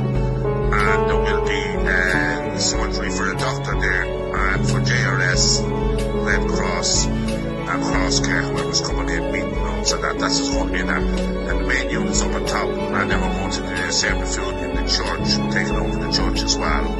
Okay? And we found out this morning that the church was on a separate entity, but now it's back under our control. So I arranged that, so we're able to put 200 people a sit, and then the rest can be served in the units themselves. Alright? Need anybody have any connection to Kilkenny? I need 4 cleaners, 8 hours a day, 7 days a week, and I need catering staff. Tommy's around as well, but he won't be able to drive the fucking Kilkenny every day. But Tommy, you might get down for me and set it up anyway. That's basically it. You know, it's and the music's a bit annoying, but you can get was a bit annoying, I have to say. Yeah, but it's very loud. Yeah, it's very rough, very that's the rough. gist of it. You know, Martin, they're talking about Kilkenny, they're talking about different places. That must have been a Zoom call or some sort of call he was on. That Kilkenny one is open already, as far as I know, because I actually know somebody who went in and did the. He was inside painting in there. He actually lives not too far away from me, and I met him when I was canvassing for the locals, and he was telling me about how he was well paid, but they were all told to under threat, like as in if you say a word about this to anyone, there'll be consequences. So the guys going in doing the jobs, like when they sign up for those, like some of them do walk away and go, no, I'm not doing this. The guys who go in there, they're under threat of. It seemed to me more like we'll say threat of violence as opposed to threat of legal action for talking about it. You know what I mean? Yeah. Like there's definitely a criminal element involved in running these things, these iPass centers. You know, this. Sure, your man, that lad Mooney is fucking. Wasn't he in witness protection for a while, or wasn't he a state snitch or something? Yeah, witness protection. Yeah. Well, the cat's out of the bag now, isn't it? So, but like, so your government is handing out contracts to ex-cons, like. Yeah. That doesn't make much sense to me now. No, it doesn't. You know, so. There's another site as well. It's mentioned Jenkinstown in Kilkenny. Jenkinstown's not far from where I am, and I know people love that park. They bring their kids there all the time. Like they're getting rid of these, you know, like anywhere where there's a bit of space that has a bit of good soil. They don't care. They're getting a few bob. Don't say a word about this. You just drive your digger. They shouldn't be getting away with it the way they are. They're getting away with it on a massive level, and they're getting off easy on it. It's disgraceful. We just even go back to Clonmel. Has anybody been able to find out anything about the guy who may or may not have died down there? No, nobody has spoken. Why? What happened? The guy was killed a few weeks ago. When they first closed off the site, so the day after they made the arrest, or maybe 2 days after the arrest, when they moved the protesters away, there was a massive accident inside there. There was 3 ambulances and an air ambulance. Yeah, so apparently 2 people were injured, but I haven't been able to. I've heard that a man died, and heard he was Georgian. No, I didn't hear anything. But I can't confirm this. I can't find out any information. Or the guy probably had no family in the country or anything like that. So, like that site never closed. By the way, there was no investigation. There was nothing. They're still chipping away inside there like nothing. Which always happens when somebody is killed. The HSA go in and they shut it down. Yeah. So look, anybody out there on in the ether that can find out information, I'd appreciate it. You can just hit me up on Twitter, because I'd love to know. We know that in regards anything to do with asylum seekers or refugees and the state provision of accommodation for them, that all rules are off, especially in regards to planning. That so there was a change of law that pretty much says that, especially for refugees and secondly for asylum seekers, that asylum, like the planning law that we've had in Ireland for years now, doesn't apply. And it's basically a free-for-all as long as it's for asylum seekers or refugees. But if you're an Irish person looking for plan permission, that's a different ballgame.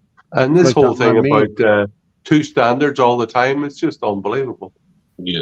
It's like that But chap you hear- Mean, isn't it? In the log cabin, only down the Yeah. road, Yeah. like, you know what I mean? And they're John. trying to, But you know it's what ridiculous. was happening, Paul, as well, and I can attest to this as well. The Kildare Council, and this is public knowledge now because I was in the courts. It's a place, Glenveigh, you might hear of it. You know, Nua, they own Nua, who are doing all the modular homes that are gone into Tohers there in Carlow, actually. But you know, that massive site there, or out the road. But the people who owned that were in Kildare Council. They worked there. And all around South Kildare, they were refusing plan permission for houses. And what they were doing was going to people and saying, you know what you will get, though? You get a modular home in here pretty nicely. So they were pushing their own vested interest behind Kildare Council back. And they got removed from the Kildare Council. It's no secret. This actually did happen. And now all them people who went and got refused planning for their sheds and their homes are all getting them now. I can see it all. Like, it's only on a parallel road to where I live. So that's how corrupt even the council was. You know, they had their hands in massive business. They're making massive money off selling modular homes to Ukrainians. And they're also stopping people Irish people, building homes, building sheds. Yeah. You know, and they were pocketing the money for it. You know, what you should put here is a modular home. Glenveigh is just in Carlow Town there. It's crazy. Yeah. But that should have been said to people that were out canvassing as well. Because I know that was said to me a few times when I was out canvassing about how people could not get planning permission on their own property or their family's property to build a house. Just ridiculous reasons the whole time. Do you know what I mean? It was like they were being blocked. Exactly. Yeah. Yeah. You know. I just see, don't go- actually, when you're speaking about Kilkenny, Luke actually had it up yesterday about Ballyragget, that there's a hotel there. And it looks like they're going in there as well. Workers have been delivering slabs and metal studding at 6:30 in the morning for the last 2 weeks. So, sure, you can guess what's going in there. And again, Ballyragget is only a small village in Kilkenny as well. Yeah. I showed you the place that from. What do they do for the rest of their lives? They just stay in the hotel and that's it. We pay for them, pay for their children, pay for food, pay for everything, and they don't have to do anything for the rest of their lives. How long can we keep this up as the taxpayers? Yeah, they'll all be homed. They will all get homes. Well, but like we already have statistics from other countries that, especially from Islamic states, that 85% of the females don't work and 79% of the males don't work, and they're having children at 7.9 or something, and we're having children at 1.6. This is completely unsustainable. It's kind of like a repeat of the Ottoman Empire, where the Christians just kind of paid for everything, and then it fell apart when they left. So you see in Britain there that what do you call the guy, Amjad Chowdhury, who's basically godfather of Islamic terrorism in the UK, has been for 20 years. He calls it not job seekers allowance. Like when people ask why are there so many Muslims, the point that you bring up, Glenn, why are there so many Muslims unemployed, and especially women? The stats on a Muslim woman in Britain unemployed is astronomical. But anyway, he says, no, don't call it job seekers allowance. We call it jihad seekers allowance. That they want these young men come in, living on welfare, and as they're preparing for their terrorist action to spread Islam. You know, like, it's absolutely madness what has been allowed, what Muslims have been allowed to do in Britain. My father used to say the English, the problem with English is their tolerance. They tolerate anything at all because they have this post-colonial guilt complex. They will tolerate anything. He called it the English disease of tolerance. And you know what? We better be very careful. We've never colonized any country. We owe all these people absolutely nothing, and we shouldn't have the same attitude at all. I don't think the British it's this whole thing. You know, you're blamed for your grandfather's crimes. Yeah. Like, to me now, like, when you think about it, the English, the British are our old enemies, and to me, they're defeated. I feel fucking sorry for them. There's just no back for them whatsoever. And you see people in this country saying, "Oh, the British are here to take control. They're the true enemy," and all this. So it's like, I don't see the British. I don't see the English. I don't even know where they are. If you go off in London, you won't find them. They're gone, completely gone, and we're following in their same footsteps. And I just don't get the stupidity behind that. We made that point earlier on as well, Glenn, when we were talking about my grandfather with the flag and myself with the flag, that it was a very different enemy back then. You know, the British people are, you know, on our side, as well as the French people. You know, the awoken people, we're all bandied together with these. We're all, you know, fighting the same war against governments who've sold out to the European Union or the UN or whatever it is. So like we're fighting a very different war than that they're fighting. We're fighting a very different enemy. So, you know, it's we've adapted with the times, and we have to shift our focus. And, you know, we have a common enemy. One is the worry of our kids not getting a home. The second is of crime, of any family or friend being a victim of this crime.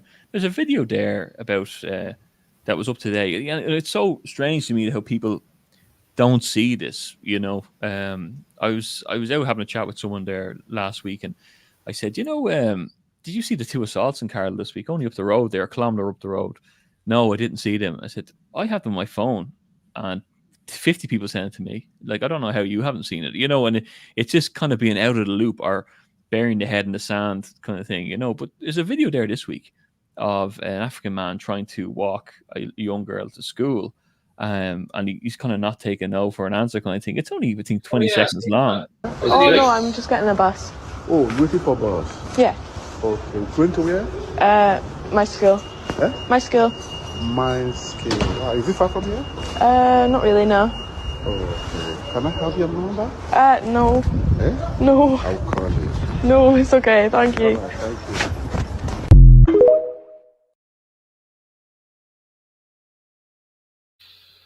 Oh, it's not an only example, but you know, you're seeing these videos appearing, and yeah, like I have a daughter, I have a young daughter, and I know I've a partner, my mother, and it's not just women. We're not talking about that. The number one victim of violence is men on the streets, you know, regardless of the narrative. But it's dangerous for everybody. It's dangerous for all of us. You know, I have a group of friends who meet up every Christmas. They go to Dublin City for a pint. They don't do that in the last 2 years. That's a group of men, you know. Yeah. I'd always use the analogy for a lot of people if they struggle to see the point that we're trying to make. I always ask, it's like, do you go on holidays? And the person would be like, yeah, sure, I go to Spain. And I was like, oh, that's great, you go to Spain and you enjoy it. I was like, yeah. I was like, why would you not go to Nigeria or Algeria or somewhere in Africa? I'm like, oh. I was like, is there a particular reason? Oh, you know, and then they get to the point where it's like, oh, it's not a particularly safe country. I was like, oh, right, okay. I was like, what makes that country unsafe? And like thinking about it, I was like, does the people there make that country unsafe? The people that are present within that company? I was like, yeah, they're the ones that crimes. They'll target you, they'll target women, they'll rob you, whatever it is. I was like, well, them people are now getting into this country. I was like, that's what we're trying to prevent. And it's very easy. You can see in your own head that people don't agree with you. You give the analogy, you go on holidays, yeah? They'll fall into the trap of saying, yeah, you wouldn't go to these countries because they are dangerous, and it's the people in them countries that are dangerous, and that's what we're trying to stop. So exactly, that's a very fair point, Glenn. I caught plenty of people out with it. Especially women. I says, you're like, would you go alone, you know, to Paris or whatever it is, yeah, or you know, to Rome? I'd love to. I was like, why not go to, you know, Kenya alone? God, no, I wouldn't. Jesus, why? That's a racist thing to say. I was like, is Kenya not safe as much as Vienna and Rome? Yeah. No, I'd most likely be, you know, they'll say I could be raped or whatever. I was like, why? That's the big difference between immigration. That's the big difference between immigration. Well, you know, everyone says, oh, the Irish immigrated. You know, we've had people coming here years. He said, well, that's the difference there. They're coming at a reckless rate by the government from dangerous countries, places you'd never go. You know, and what do you think? They're going to behave themselves now, even though that they're coming in and they could be criminals in their own country? We don't know. Massive difference. And I think that's the big important thing. And that distinguishes us sometimes as well from other people in politics, that it's not all immigrants that people are against. But, you know, it's not the Polish family that lived beside you for 20 years. You want to put, like, you know, and there's people shouting for that. But it's not. It's the mass, reckless, uncontrolled immigration that puts a strain on. Well, it's scared. The crime rates go through the roof. You know, we said this all the time before. You know, the hospital lists, the schooling, but really the main concern is the crime. I think, you know, the straightforward, immediate concern is that there's also the taxpayers' money, and every bit of knock-on effect, every bit of it is wrong. So can I just bring you up that point, Anthony? And it kind of plays up back on what Glenn was saying as well about this idea, because Irish people emigrated 100 years ago to the States or whatever, and therefore we must. So where is this cumulative kind of guilt? This that we're all one lump, and like that we are responsible. We're not responsible for the actions of our great grandparents. Yeah. And actually, they weren't our great grandparents, because obviously we're in Ireland, we are Irish in Ireland. So we're obviously the ones who didn't emigrate because, well, we're here, aren't we? But anyway, it's a stupid idea that we are responsible for what someone did 150 years ago. That clearly wasn't me. I'm responsible for what I do. If we went to England years ago, we were sent home under the poverty law if we couldn't walk from the boat to the town of Cheshire, and that was certain death. When we went to America fleeing a famine when there was no famine, we were given a musket to fight the Mexicans, or we were given a gun to fight in the Civil War. We never had it easy. We never like given free accommodation and paid enough to sit on our arses and buy a few cans, sit down by the canal if there isn't a grand. But that's it. There's no argument there with that. You know what I mean? And when you actually say that to them, they'd call you racist and whatever. You're a homophobe, you're a trans, you're dysphobe. They just hit you with loads of shit and shout at you instead of sitting down and actually talking to you about it, because we didn't.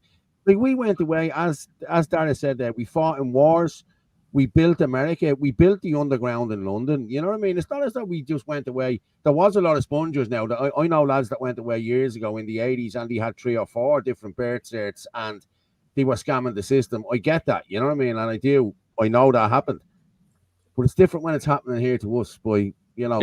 It's a different immigration issue. It's not even comparable, Paul. No, you know, it's not what it was 15 years ago. And Martin, we heard people saying that in Clonmel, where there's a few people who were against the concerned citizens there, and we can see the size of that plantation site there.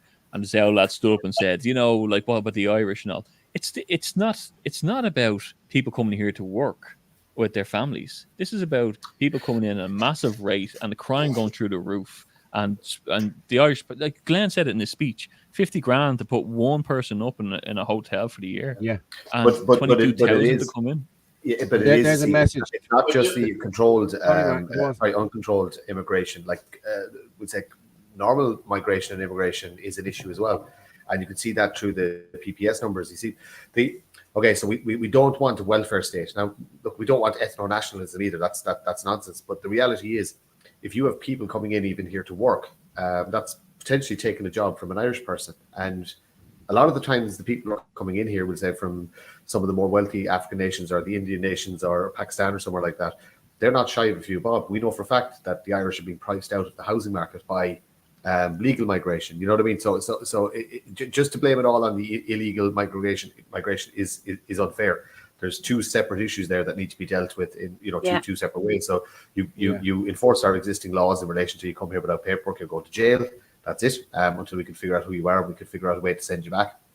But the controlled migration, the multinationals need to be held to account by the Irish government in relation to, have you exhausted every single opportunity to hire an Irish person? And after that, then we can start looking outside the country for employees.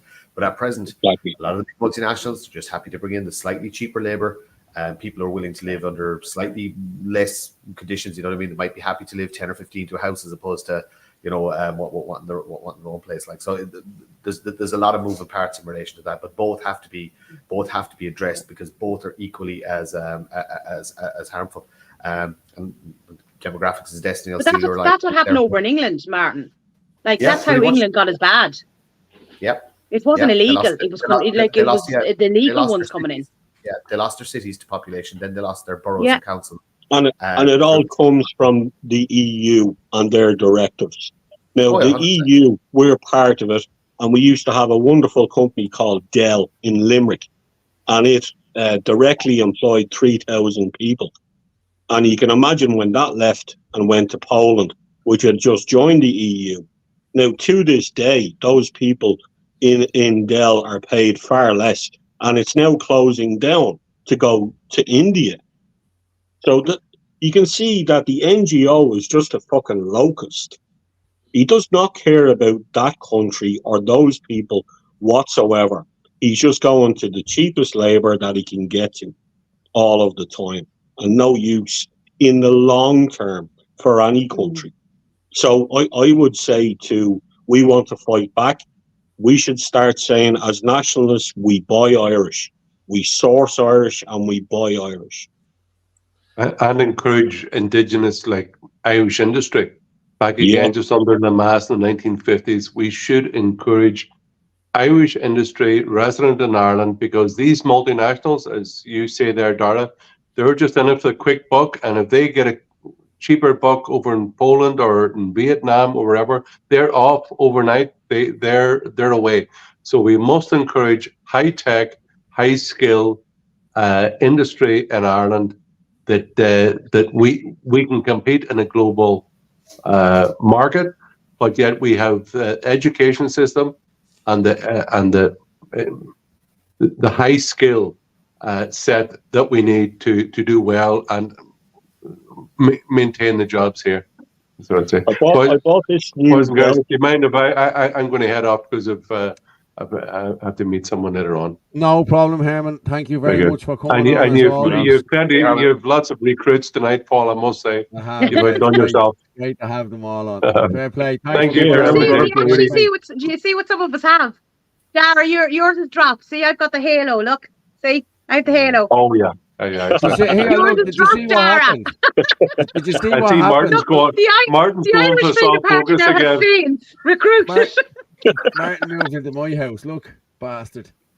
Very good. Thanks very much. Thanks for having me. Irish belt, and it's from a company called Missionok.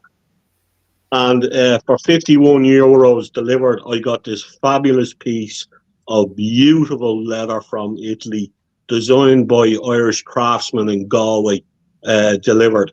So I'm not saying don't use the internet, but what I am saying is the likes of these Temus and that one that is in Ireland, the big one. Sheen. They're just machines, and the people that work there are on shitty zero contracts. Nobody's making money from working with them or around them. They're all working dog's body hours with 160 deliveries, 40 collections a day.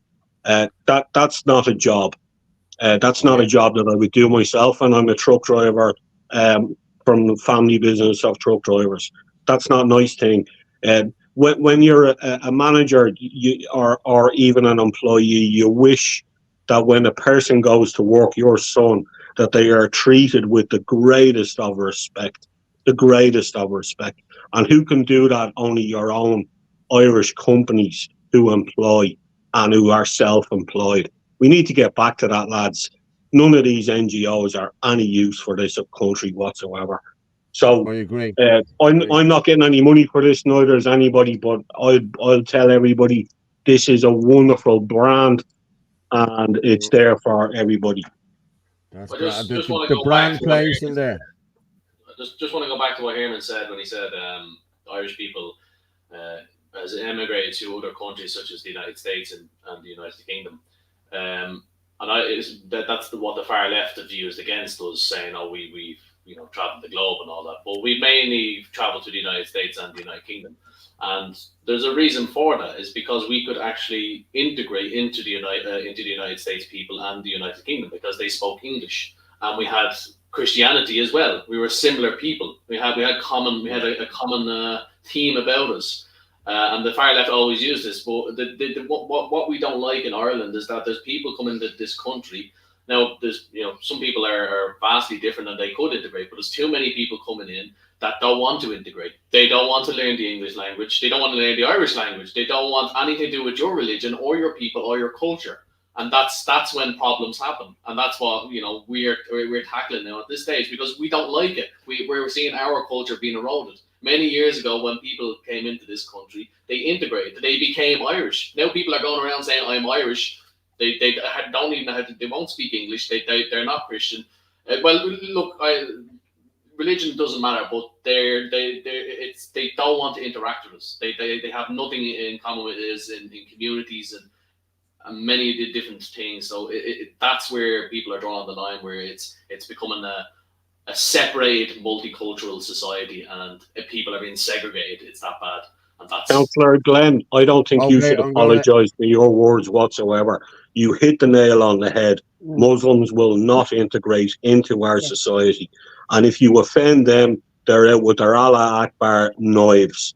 Now, when an Irish person is insulted about their religion, they don't go around killing people. So you're absolutely hitting the nail on the head, and I would never apologise for saying that. I have to move on. I have to move on. Go on. Sorry, Glenn. Finish up there. Go on. I was just going to say that's why we travelled to the United States mainly and the United Kingdom, is because we could integrate. We found a common. Christianity was probably the biggest common thing about it, and that we spoke English. That we can go there and we can live our lives and get along and be a part of their community. We obviously, we didn't emigrate all the way to China or somewhere else, and certainly not. Maybe people have moved to France as well, but it's language, it's culture, it's your religion, it's many different things. And like I said, and Europe has only just got itself sorted out with regards borders and fighting to integrate all of these fucking foreigners that won't integrate. Shut up, Paul. Jesus, Paul, take charge, will you? Come on. No, seriously, I have to move on. One more video here to show, and it's Ryan Cole. It's about turbo cancers, and we all know somebody in the last few months that has died of cancer, that got cancer and died really quick. I know 3 or 4 people. So I'm just going to show this one here, and we'll come back and talk, because we've only about 5 minutes left after this. The reason you haven't heard most of the things that you've heard today is because the media is in collusion with whatever the powers that be in preventing you from getting that information. All right, next question then. Let's talk about the monster in the room, spike protein and cancer mechanism potentials. How many people in this room, after the rollout of the injections, have a friend, a colleague, a patient who had an unexpected cancer or very aggressive cancer? Please, show of hands. Wow. Let the record show, for those who can't see the room, that that's more than half of the room. The cancer rates are off the charts and growing, and it's really unfortunate. The insurance data sets out of Germany show a marked increase in unexpected cancers as well. Colleague Dr. Gleish, oncologist in the UK, met with him a couple months ago. He's seeing astounding numbers of very aggressive cancers in his population. Now, this is somebody who's been doing oncology for 40 years. So when you see something, you say something. He has spoken out. It's time to stop these shots. One cannot find that for which they do not look. The cells don't lie. As you saw from my colleagues, the spike protein is present throughout all tissues of the body. That is not meant to be. Human cells are meant to make human proteins, not to make toxins. So to inject a gene-based product into the body and make your cells the factory for a toxin is psychologically insane.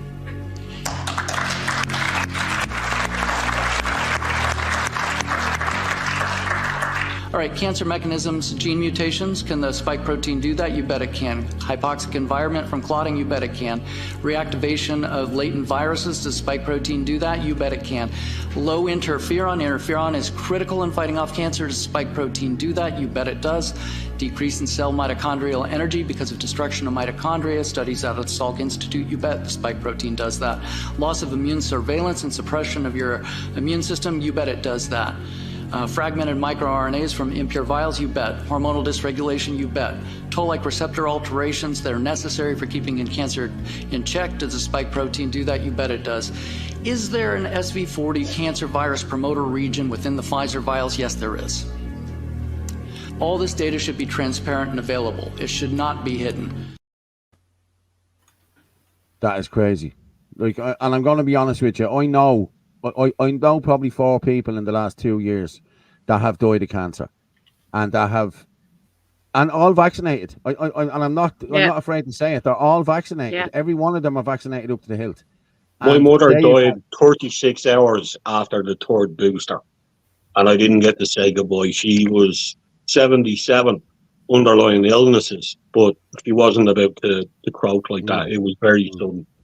So I want to take to task this 33rd Dáil and bring a case against them for treason against the state. And I want to change the laws to 40 years in prison, up to corporal punishment. And I'd love to be the executioner on the day, if you'll let me. Yeah, I know. We'll see how that goes. But have any of you experienced it at all? You know what I mean? Because I have. You know what I mean? I know, I do, and and there's no stage 1 or stage 2 anymore. Like everyone you're finding out about, they're all stage 3 or they're stage 4, which is terminal. It's just like they found out they have it, and it's just exploded everywhere. But I mean, actually, that's where I got it from. From Dr. Ryan Cole, he explained it very, very simply. In the body, your immune system works in 2 ways. One is the normal way, where it fights off viruses and disease, and the other one is to do with this thing called the killer T cells. So what happens is the shots, because I don't call them the V word, the shots suppress the killer T cells. Everybody has cancer cells in their body, right? And your body suppresses them. But these shots have damaged the killer T cells, which means anybody with any cancer cells now, it's rising up. And that is why we're seeing this. And that came from Dr. Ryan Cole. Right, listen, we're going to finish up then on that note then. We'll talk about this another night. This will be a whole other show, you know what I mean? Myself and Anthony are going to have to put one together for this. But I want to play Tracy at the end singing Out on the Vein. So that's a minute. Oh, yeah. So what I'll do is, have I got her there? Just let me see. I don't know. Have I got her there? Tracy, I have it there. I have it there. So listen, thanks very much, everyone. I'll drop you all down there, and I'll talk to you again in a few minutes. If you want to stay there, I'll drop you down. Thank you very much, Martin. Thank you very much. Glenn, I'll drop you down as well, and I'll drop you down, Anthony, as well, and I'll just go with this myself. Okay, here we are again at the end of the night, and as per usual, we do tonight we're going to do something a little bit different. But as usual, I say to you every Sunday night, tune in here all the time, because you get the truth. The truth is like a lion. You don't have to defend it. You just let it loose and it defends itself. And I'm going to let Tracy play the players out here.